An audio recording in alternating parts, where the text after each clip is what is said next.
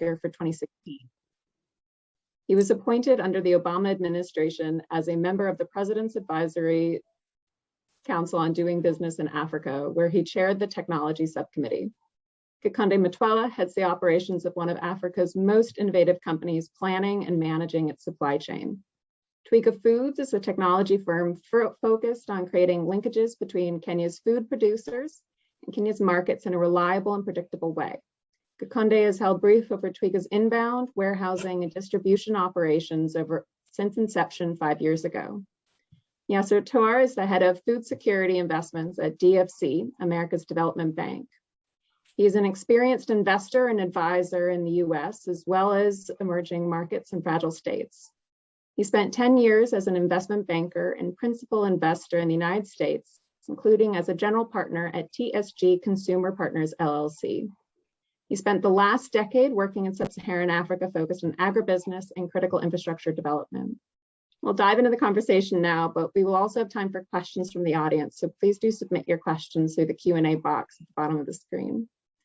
So starting our conversation with the central role that agriculture has in sustainable development.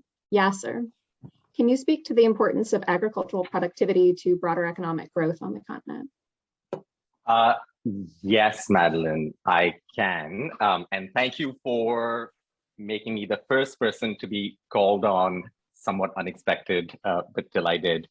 And also thank you for giving me the softball. I mean, I feel like this question answers itself, right? So agricultural productivity, I don't think that there's in fact, I know that other than a handful of free ports like Singapore and Hong Kong, there is no country in the world that has managed to raise large amounts of people out of poverty without a structural change in agricultural productivity. That is just a fact, especially when, sort of obvious in this situation as well, when we're talking about Africa, but really obvious when we're talking about any country or continent where a predominance of people depend upon primary agriculture in some form or fashion for their livelihoods, right? So I think the question of whether or not agricultural productivity and increases in it and agricultural development is important for broader economic development is kind of a moot one. The question really is around the urgency of it and the importance of it. And that, I mean, I don't want to get ahead of myself. I think that's a lot of what we're going to talk about in this panel, and I'm keen to have that conversation. You are right, it is a broad, and it was a little bit of a softball question. Jahil and Kikonde, I don't want to let Yasser take the entire floor on such a broad question. What would you say? Jahil, perhaps to you first. You're on mute. Somebody needs to unmute him, yeah.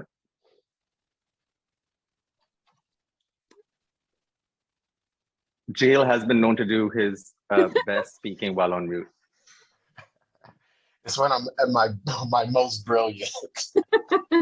So I mean, just piggybacking on what Yasser mentioned, agriculture represents about 40% of the continent's GDP. 60% of the labor force is engaged in agriculture, agro-allied industries.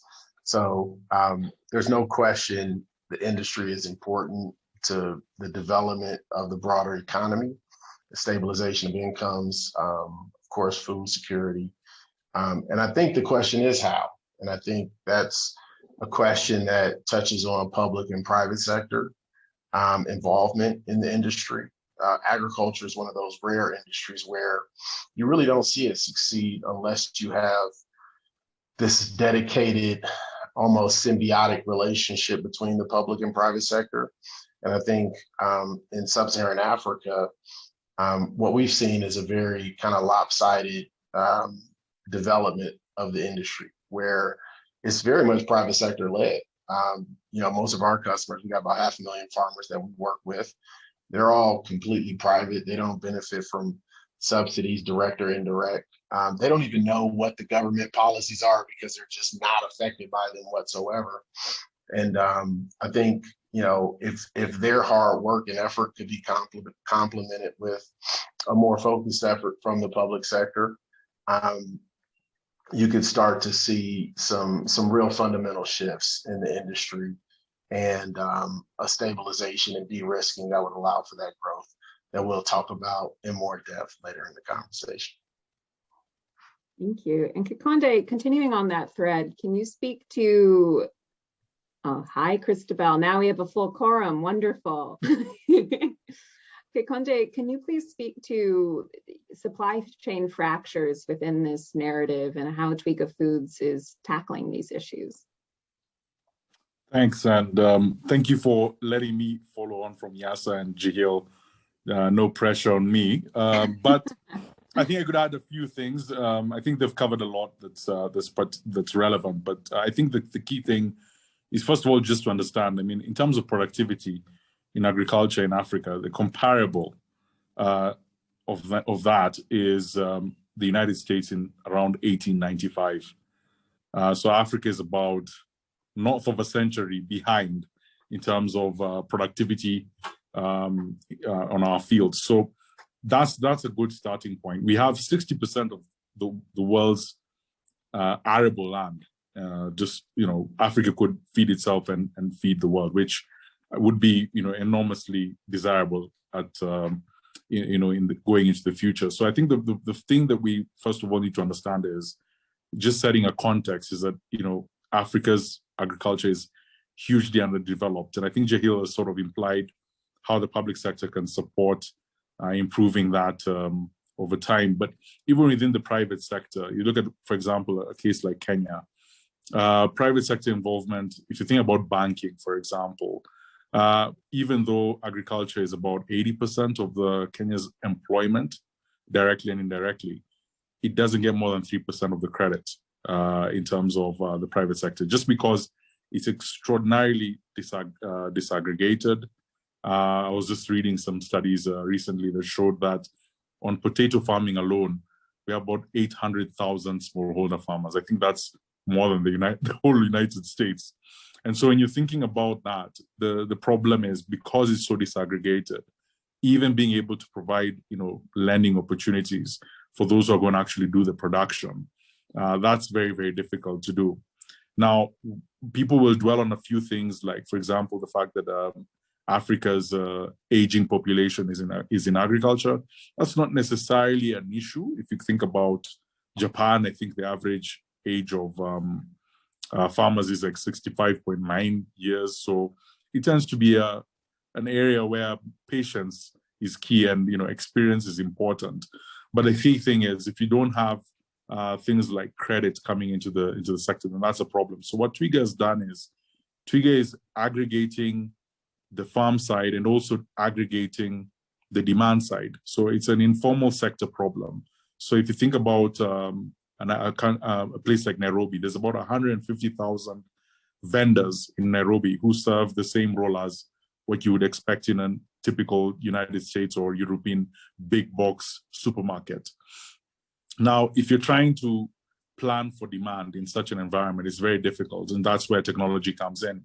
So what Twiga has done is basically given everybody an application, go on your phone and place an order. Now, there's about, within our own vendor base, about 80% to 85% of these vendors are actually have smartphones and use smartphones. So there's a significant growth in smartphone usage across the continent. Kenya is not left behind. It's actually one of the leading countries in that regard.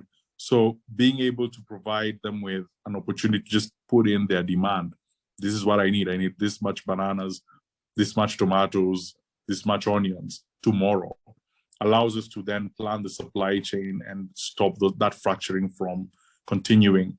It also allows us to then send a signal to our suppliers and tell them, you need to plan and grow your crops in this manner. This is what the prices look like. And that allows them to start planning ahead. And that actually has helped us quite a bit, because now we've actually seen even farmers going ahead and getting loans to invest in farms. And so when you're seeing people who are living hand to mouth now actually making planned production in order to satisfy a market that is available, then now you start to see a formalization of agriculture, which is critical to then getting lending in place and ensuring that you actually improve the productivity of those farms. so that we stop producing potatoes at, I think, 1/10 of the productivity of the Netherlands, for example. So those are the targets we have. It's ambitious targets for Twiga, but we think it's it's doable. It's what we think our basic thesis as a company is that information flow has to be the principal point. We are very lucky because now we have technology, we have mobile smartphones that allow us to do this better. So that's where we're focusing our energy, so that we can improve the supply chain. But that's basically a summary. I won't get ahead of myself. After the very impressive answers of Yasa and Jahil, I'm going to now pass on the pressure to Cristobal. So I'll leave it at that.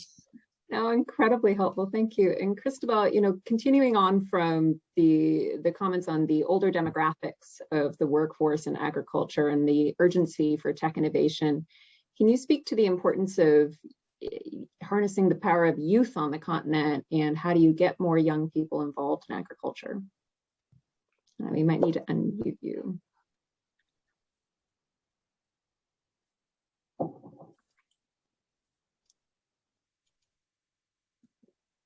Apologies, I can't do anything. There we go. Thank you very much. And apologies again for joining late. I actually joined the main room over 30 minutes ago, but that's technology, which really picks on some of the issues within why agriculture is not as sexy as we like to say for the young people. Let's just say it like it is.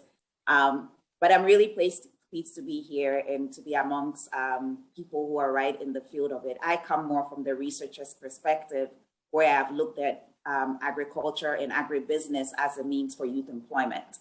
And so whether we like it or not, we know that Africa has a very young population, and the statistics tell us that by 2035, between 2015 and 2035, as the population grows, we're easily going to have the youngest population on earth, with the majority of our population groups being under 15.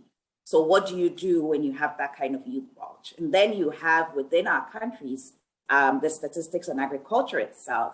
Chikonde mentioned in Kenya, what 80% of, some of the employment is within agriculture. In Ghana, is over 50%, and it's growing. And so the question becomes, as we're looking at the world and the opportunities, how do we turn around the demographic for more youth to be involved? What we're finding in general with youth employment and unemployment issues and underemployment is that majority of youth find agriculture to be for older people, for poor people, and just not interesting enough, right? We know that types of youth now want things that they can switch over, be dynamic about it, be innovative about it, run with the times. And a lot of the way agriculture has been set up to date doesn't give them those opportunities. And then it's even worse when you go across the continent from west to east. My colleagues in East Africa will tell you that some of the richest people are the tea farmers and the cattle farmers. On the west side, agriculture it's not the richest people in a sense, because we are more on, that's the richest people being the lawyers and the doctors, and it's switching over time, and the engineers. So the question becomes, how do you now go to the youth population and say you should be involved in agriculture? And I think part of the solution, and it's not cut and dry, is looking not necessarily at agriculture alone, because I'm sure the experts on this panel will agree with me that productivity within agriculture itself just alone is not that high, but it gets higher when you look across the value chain. When you're talking about processing, about warehousing, about irrigation, that is where the jobs are. And guess what? Those are the kinds of jobs that are interesting to the young people. The managerial jobs within the value chain, the use of technology. We've looked at youth in agriculture in rural areas in Ghana, and we're finding that just a simple tablet being given to a young person to track progress on what they're doing gets them wanting to be a part of it. And so I think one major innovation in kind of turning the tide is to see how we can tap better in technology, and some of our colleagues here are doing that. I have a friend who is running a major rice farm, and what they did the last month is open up a crowdsource and said, you know what, for you who do not necessarily want to go and get on the farm get your hands dirty, I'm going to get my hands dirty, but you can join me by being an investor, small scale investor. This is something that has become very popular. So how do we do more of these kinds of innovations to get young people involved? If we look towards the end, there is a lot of money in processing, but many people tend to stay on the focus of growing things, right? Which is important. We have the natural resources. But if we stop at just producing the natural resources, fresh mangoes, guess what? We also have seasonality, right? So when the fresh mangoes are out of season and what you do is you grow mangoes, then you're not going to have much to do. But then we have people coming out of the university these days studying graphic design, and they can do major excellent packaging. That taps into the same idea of agriculture. So I like to look at it not as agriculture in the traditional sense of the word, but I always mention agriculture and agribusiness, because when you put the business in the term, then there's so much more that you can take a look at, and then there's so much more interest for young people to be a part. So I'll stop here. Thank you.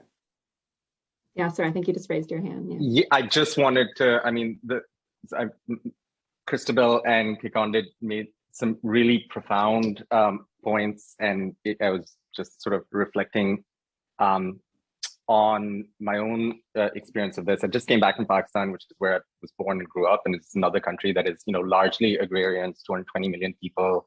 50% of the population is under the age of 16. We have all of the same, concerns and issues.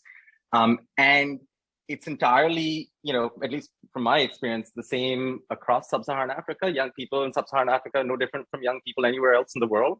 They're attracted. I mean, they need to figure out how to support their families and themselves for the rest of their lives. And unfortunately, agriculture, especially, if we think of it as agriculture, drawing the distinction that Christabel was making between agriculture and agribusiness, is not a terribly good way to support yourself. We do tend to romanticize agriculture, but if you've ever stood on a cassava farm and watched a cassava farmer, that is literally back-breaking work, right? Out in the sun, 8-10 hours a day, hunched over, digging out sort of tubers from the ground is not something someone who has a choice would necessarily choose to do. And it's not a surprise that, all across sub-Saharan Africa, you've got young people who would rather stand at streetlights and sell top-up cards than work on, mom or dad's cocoa farm up country, because that is extremely challenging.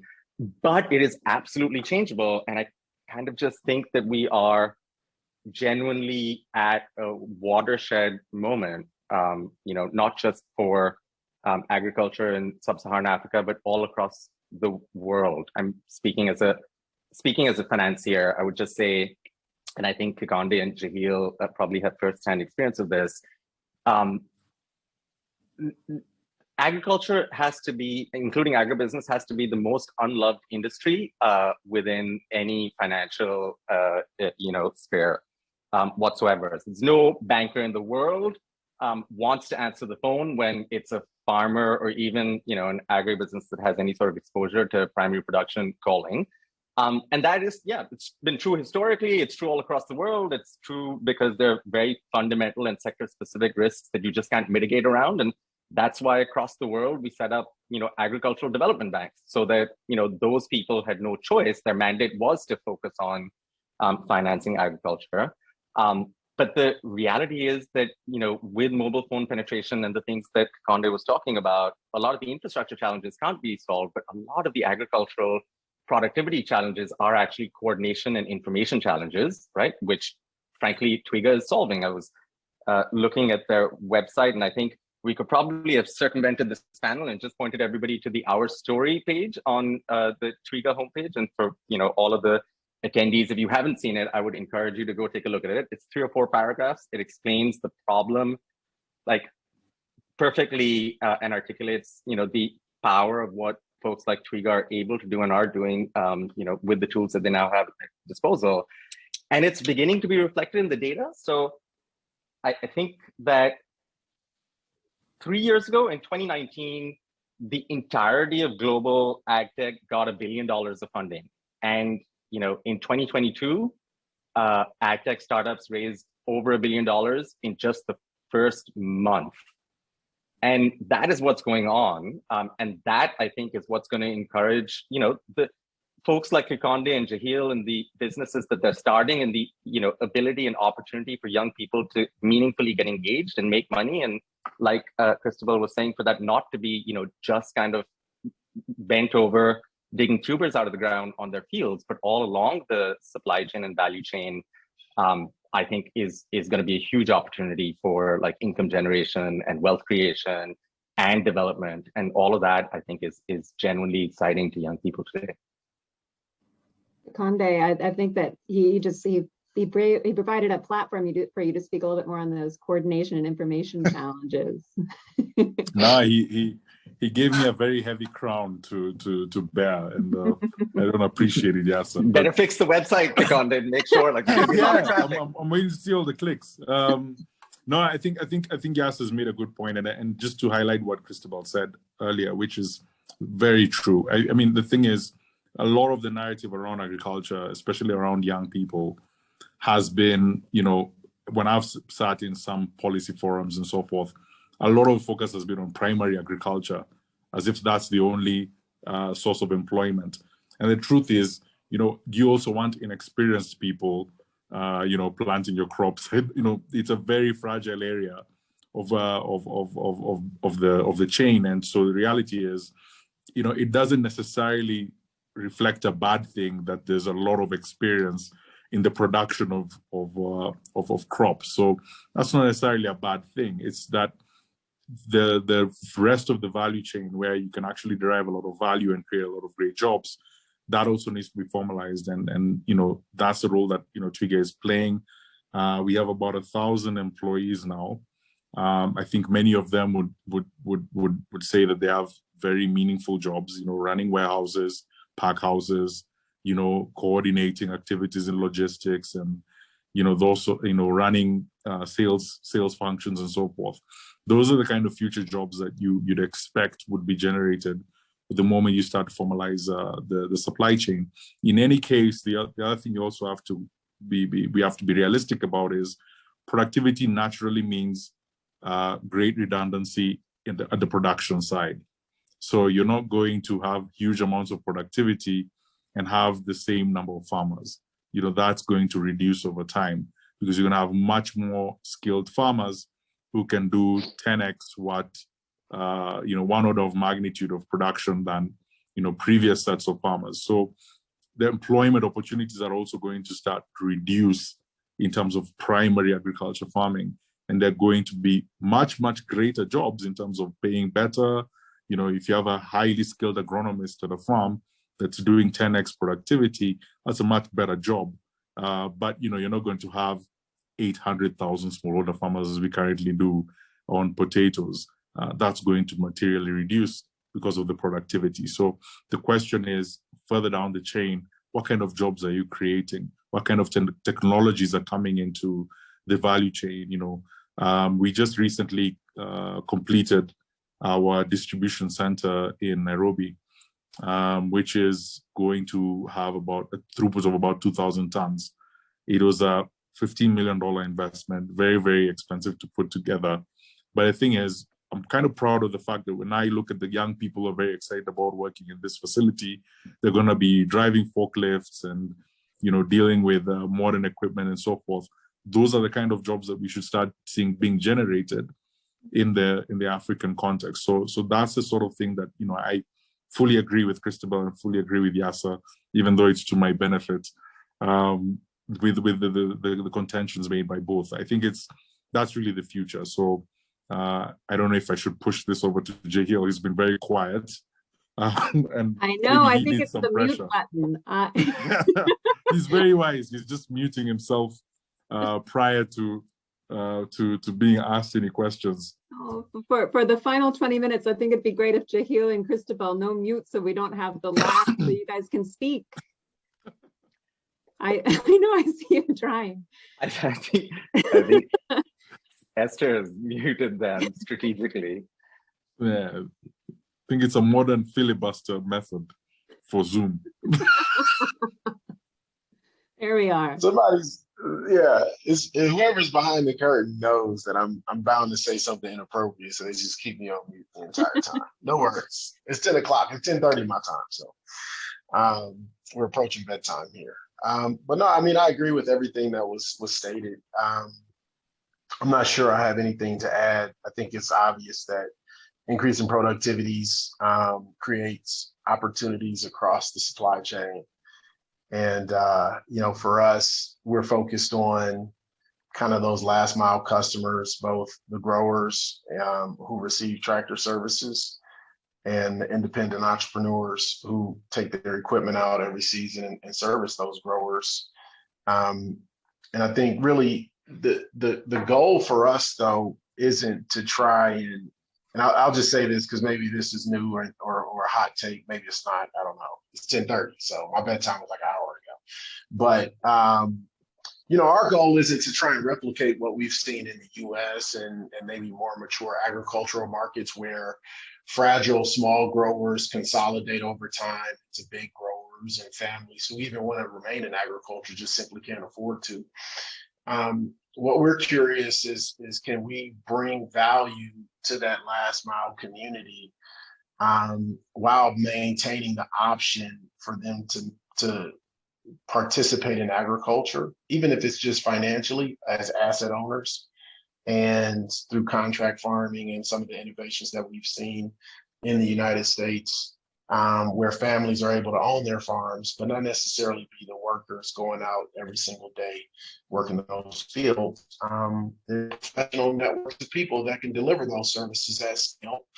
And because those individuals are working with maybe 2,000-3,000 farmers, just like your family farm, or 2,000-3,000 acres, they can operate at economies of scale. And so I think there's some opportunity there. I think there's just some unique elements in the African agricultural landscape that are very different, even culturally.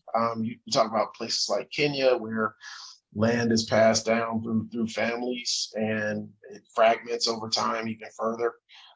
That's similar to Japan, right? And so you see Japan as a successful agricultural economy that has thrived in really high value crops, like the best rice on earth you'll find in Japan. And that's because they have capital that's being earned in the cities, but being invested in these rural communities. So I think we should also, I'm just going to leave the audience with this. We should be thinking about the industry in Africa as a unique entity with unique solutions, because there's a lot of nuance. And just like in venture investing, if you try and copy and paste what you see in other places, it won't work.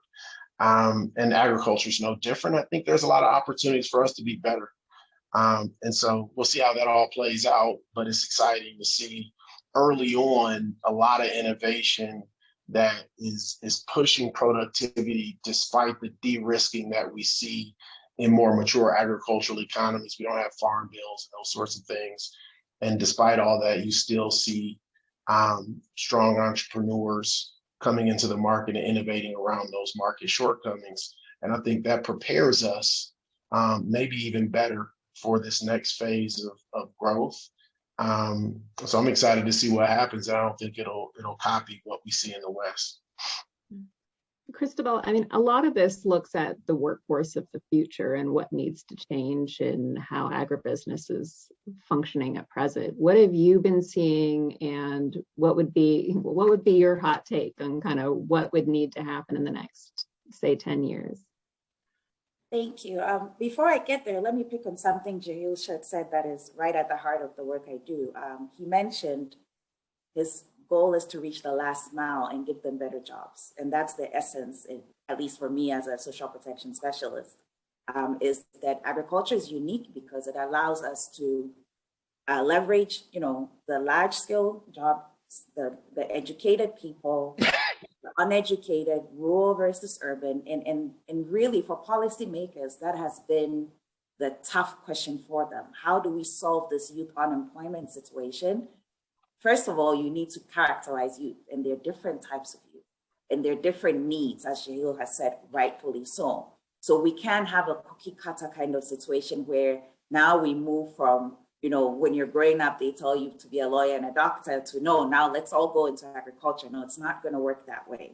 It's going to have to be unique to fit the different types of youth in the different environments. And so one thing I do want to stress upon is that some of these solutions will fit better, say, in a rural setting than an urban setting. And what does that mean to how our populations are changing, how our youth are moving a lot? How do we incorporate that in some of what we're thinking? But yes, absolutely. Looking at the future of work, the changes that are coming up, the types of skills that employers are looking for, because, you know, within the agriculture and agribusiness space, there is a lot of opportunity for entrepreneurship and self-employment, but then there's also a lot of opportunity for actually getting jobs and decent jobs. I think Kikonde mentioned that he has 1,000 employees, right? Now, Kikonde as a business person is going to look for a certain type of employee, right? And I think that it will be important as we're even looking at you know, scaling up and spreading our wings as much as we can to get the most benefits from agriculture, that we look at the soft skills within the education system, you know, and see it as a trajectory. You can't just think of, we're going to go in big on agriculture if you have education systems, for example, that don't expose the young people to the soft skills that any manager is going to look for: creativity, innovation, critical thinking, and the like, basic work ethic, to be able to tap into these other types of jobs across the value chain. So that's something that I think we really should think about when we're looking for potential solutions. We all know technology is going to take, it's actually not, it's not going to take over. It has taken over. It's just going to be more exponential over time. So the question becomes, how do we come back within the educational setting and make sure that those who are going through the schooling systems have the right opportunities? This will sound funny, but it's actually the truth, and not so far-fetched and too long ago. When I was in high school, we had a computer room that was donated by some company. There were 30 computers in that room, and the room was under lock and key with the computer teacher. Because why? The computers are going to go bad. Are you kidding me? So we got to get to it once, I think it was like once every 2 weeks, or if you did some good things. I mean, it sounds ridiculous, but this is the 90s. Not too far-fetched for any African. And a lot of people can relate to this kind of experience. How do we switch this gear? Today, now my 4-year-old nephew is teaching me how to delete apps off my iPhone. It's a different world completely, right? And we need to expose as many people as we can to the different technologies. We need to make it easy. The reality is, on the continent, digital infrastructure is growing quite a bit, but then it doesn't get to the last mile. We're not making access. I think COVID taught us this, right? Where kids, when schools were closed, we went very quickly to innovative ideas with some of these online schooling. Well, that was for the kids who could access in the private schools and in the urban areas. In most of our rural communities, kids could not get technology to use for school. So I'm bringing these aspects that are not necessarily, you know, how to package, you know, a jam bottle based from pineapples that are made in a farm, because the reality is we have to look holistically at the approaches that will lead us to the benefits that we can gain from agriculture in promoting youth employment. So let me stop here, and then maybe others have some more to say. But I think the bottom line is, it's the sensible thing to do, because there's a lot of opportunities in there across different sectors and different areas. Thank you. Okay, Konde, I might turn to you, partly because I see Yasser and Jahil are on mute, so they'll take a little bit of time. But you know, getting that digital infrastructure and the data to the last mile is a critical question. What is Twiga doing, and what have you found surprising? Good question. I think the first thing that I think is fascinating is so the first thing is, on our retail side, we have about 50,000 B2B vendors across 12 cities and towns in Kenya. And what's been very interesting, first of all, is seeing the rapid change in terms of the use of smartphones and the digitization of transactions. So when we started, that was in 2014. If you visited an outlet, the typical thing is the person will be listening to a radio. Those who've been in Africa, they know how that rolls. Today, if you go to what you call a kiosk or a duka, you will find most of these guys are on Facebook or on WhatsApp, probably sending messages or listening to messages from their moms in in rural communities and so forth.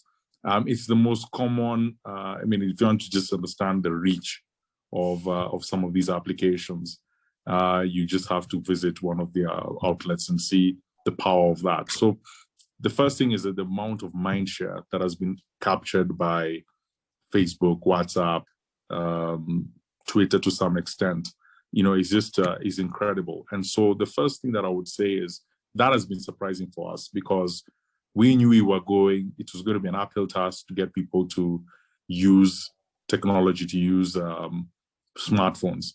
It's actually not been difficult. The use of smartphones within, like when we rolled out our application, we started what we call a digital migration process. So we started encouraging people to go online and place their own orders.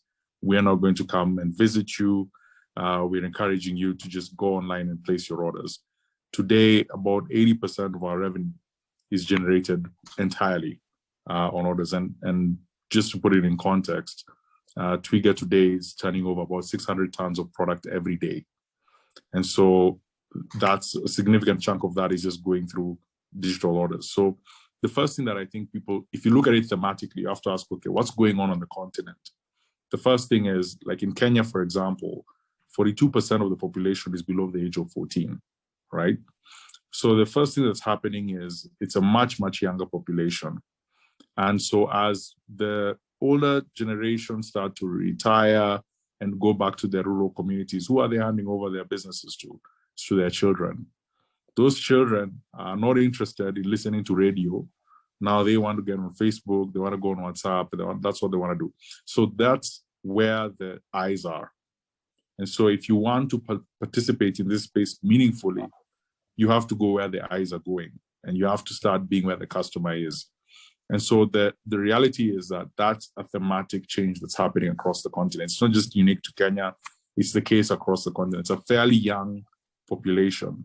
And so one of the things that I think has been a bit difficult thing for even us as Twiga, though we are a technology business, for us to even embrace is that, technology is not even just the future, it's the now, it's happening right now. And we have to prepare for a full digital infrastructure. So that would be the first thing. The other thing that I would also say is the role that payments is now playing. We started and initiated fully digitized payments. Today, about 70-80% of that, of all transactions that are done on the Twiga platform are entirely digital. No one intervenes. Again, that's being driven by not just the mobile money, but now the fact that you can actually develop e-wallets on your systems. We have now created a platform where people can actually borrow, vendors can actually borrow through the system in order to make sure that they have they actually expand their working capital to finance their businesses. Now, tied back to the issues around the young population, again, when you're talking to the older people, they were more risk averse, more conservative. The younger people are more aggressive. They don't want to run a duka that remains the same size for 10 years. They want to expand. They want to diversify their categories, their assortments.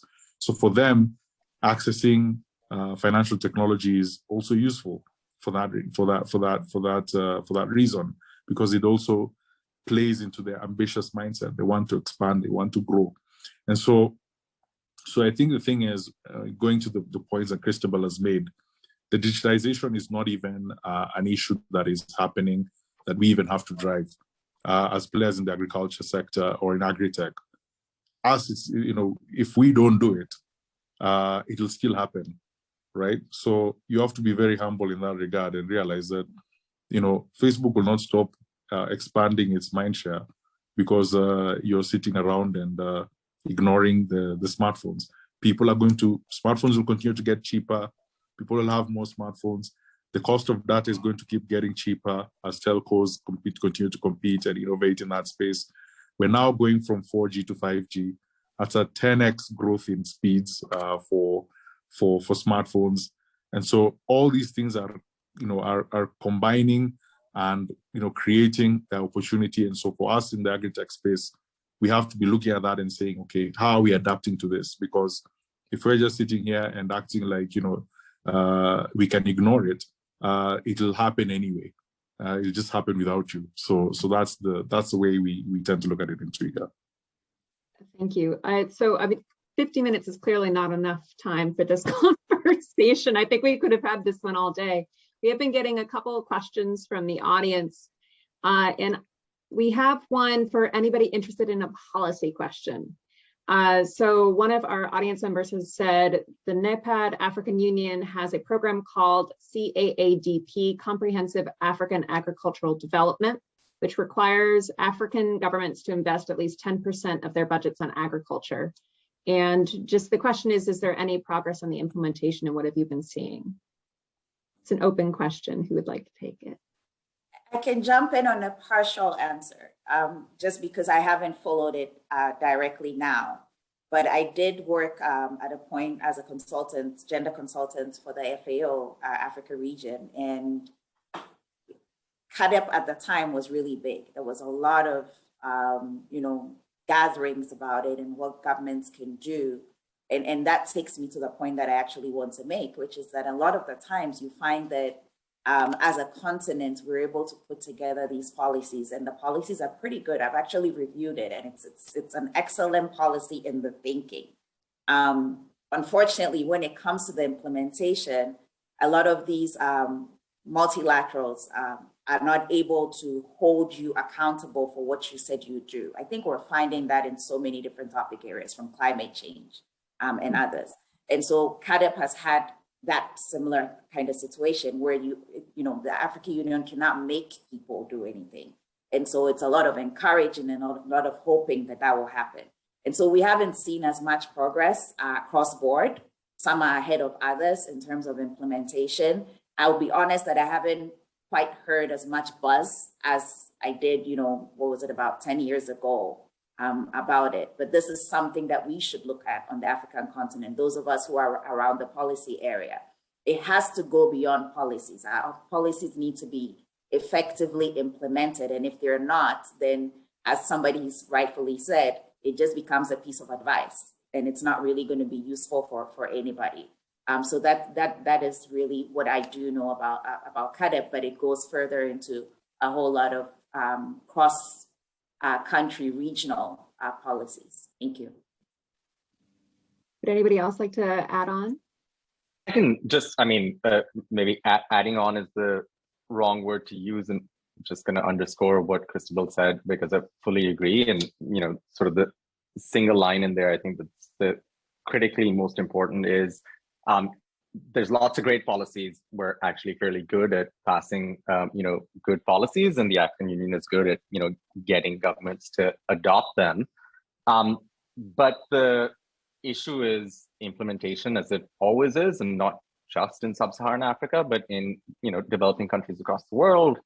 Governments have a lot of priorities. There are some capacity challenges as well. But if just, think about the fact that we're talking about a number of countries where the government revenue is far less than what is needed to be spent. And if you're the government of Sierra Leone, you've got great commitment to spend a lot of your tax revenue on the advancement of agriculture and a lot of your donor funds on the advancement of agriculture.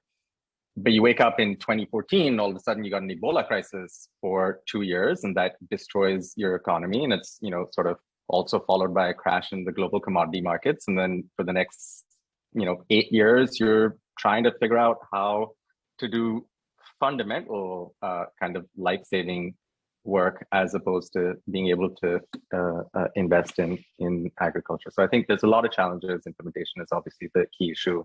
It is still important to have good policies, but I think the sort of focus needs to be on how we get those implemented. Sorry, if I can jump in really quickly, 1 second on that. I really think the success tool is looking at public-private partnerships when it comes to the actual implementation. And so a lot of our governments, unfortunately, don't realize that their role is to be an enabler, not necessarily an implementer. Yes, you need to be able to put out public goods and make sure that the poor and vulnerable are catered to. But a lot of this growth and a lot of these jobs are going to have to be implemented if for success by the private sector. Thank you. So looking at kind of, where we're speaking right now and the audience, there's one question on the one thing that has come up in this conversation is that there is a real need for technical and financial training in the agribusiness sector. What would you suggest to a budding agripreneur that might be listening to this as they're developing their business plan and their venture? And what would be your first steps? I would say, I would just very briefly, if you're working directly with growers, I would say listen to them. Their risk management is pretty well tuned. I think we make assumptions that are sometimes a bit detached from the realities of actually being a farmer. If you're a farmer, you have 40 or 50 chances to get it right. And if you mess up any of those 40 or 50 chances, what I mean by that is 40 or 50 seasons to grow on. There's not a whole lot of margin for error. So farmers are very conservative in their decision making because they have to be. And I mean, just like in the United States, if you have a bad season, you can literally lose your farm. And if you're kind of an asset poor rural person with not many other opportunities, you're not going to gamble with that one asset, your land. So I would say before you start making assumptions about farmers not understanding, finance and risk management, try and put yourself in their shoes and understand their decision framework. That'll help you with a lot of frustration and heartache as you try and ship off, really cool technologies to these rural communities. And I think the second piece is just recognize that agriculture is all about trust. And so, it's very rare for a farmer to see a Facebook ad, download an app, and just go crazy with some new technology like we do. I got like 50,000 apps on my phone right now that I've literally never used. And farmers don't really behave that way. They're slower to adopt technologies for the reasons I mentioned earlier. But they do trust, key stakeholders within their communities, within their the kind of business community that they operate in. And I think if you're going to be a tech entrepreneur, it would serve you well to take inventory of who those influencers are within those communities and distribute technologies and insights through them. And you can have a multiplier effect on the customers you can touch because these individuals also tend to have a pretty good network underneath them. And that's worked well for us. We work through kind of a booking agent model where on the low side, a booking agent may have 50 to 100 growers. On the high side, they have thousands. And so you really only need to win over, if you only have to win over one person to get to 1,000 plus growers, I mean, that's better than Facebook numbers, right? In terms of customer acquisition costs and retention, because the trust network is there, so there's stickiness. So that would be my advice. I think we're in the last minute. Konde, would you like to add anything? No, I think just my only comment would be very patient, like a typical farmer, and ambitious, like the young people in Africa. I think the thing is, it's a difficult space to be in. I could tell many stories here that will, sound almost unbelievable of the stuff we had to do to really make Twiggy successful. And technology comes at the tail end of a relationship you have to build. So the reality is, many people tend to think that, we built all this amazing technology and everybody is just using our apps and so forth. There's a lot of work that goes into telling someone, I'll buy your crop on the basis of an invoice and I'll pay you tomorrow and I'm leaving with it now. And that's, years of trust built. So I'm very proud of the fact that, in 7 years, no farmer has ever come and complained that they didn't get what they were owed by Twiga. But the technology comes in to govern a process that you've already outlined and the principles of you've already outlined as a business. So I think that's the one thing I would advise all young people. Your name, your reputation is the most important thing you need to preserve as you start to build any kind of business, but more importantly in agriculture. Amazing. Thank you so much to our panelists. I think I've gotten so many key takeaways as a youth and trying to really get into this industry from an entrepreneurial perspective. So thank you so much for sharing all the wise nuggets.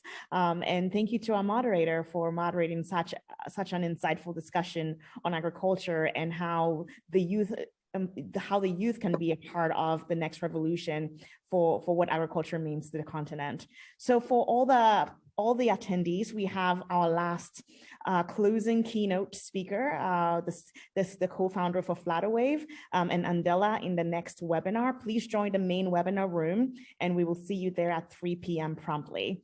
Thank you so much for your time. And again, thank you to the panelists and thank you so much, Madeline, for moderating this session.